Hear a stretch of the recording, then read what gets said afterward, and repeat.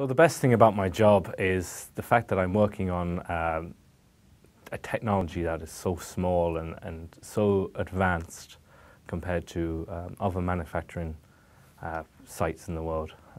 It's quite exciting to see what we actually do here. And as a former tool owner, so I used to actually run these tools on a sustaining point of view.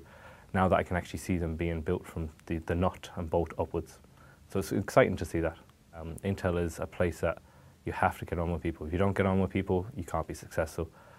Nobody here knows everything. It's such a complex machine, such a complex organism.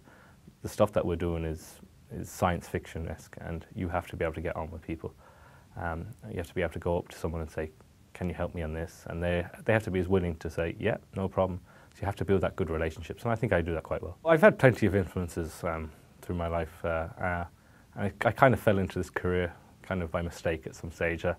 My original career was to be a journalist, and now I'm an engineer. So, so I should be on the other side of the camera. But I started to develop a passion for technology, and when I got my first laptop computer when I was 16 or 17 years old, and I just started fiddling around with it and messing around with it, and I kind of really got into it. And I actually paid my way through college by fixing other people's computers, and so I always became interested in the computers kind of side of things. So I've had plenty of influences that sort of way. My parents have always been great. They've always told me, do what you want. Here's a blank check, pretty much. So I owe them quite a lot for that, and it's been quite an adventure. But I got here and I managed to fall into it, and I'm enjoying every second of it now.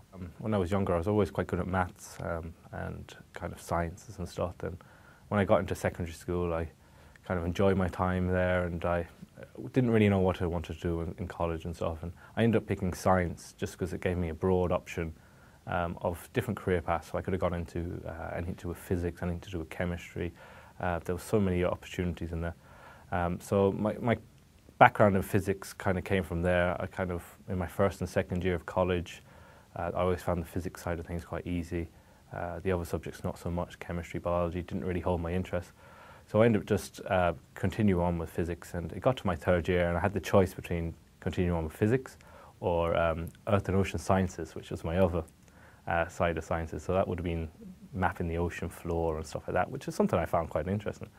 But in the end, I picked the physics maybe for the job opportunities and stuff, and it was only then when I kind of got into my third year and my fourth year of college where I started really developing a passion for it. We started, doing the more interesting stuff, not so much the mechanics and the boring gravity and whatnot. It was more quantum physics, it was more technology, nanotechnology, all these kind of futuristic stuff that you could really see have applications in the future. So I really developed quite a bit of a passion for that, and so when I finished out my degree, I looked into doing a further postgrad.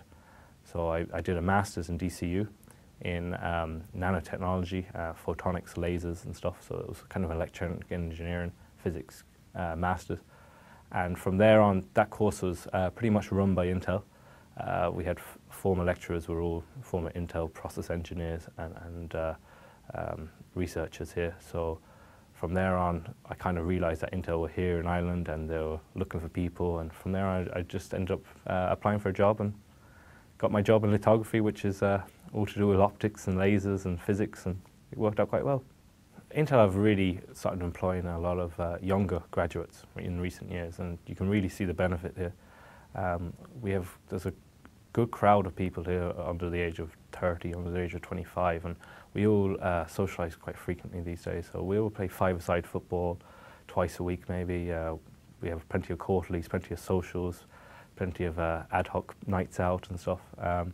So it is like being back in college to a certain extent, except that I have a pay balance, which is most of the time in the black as opposed to the red.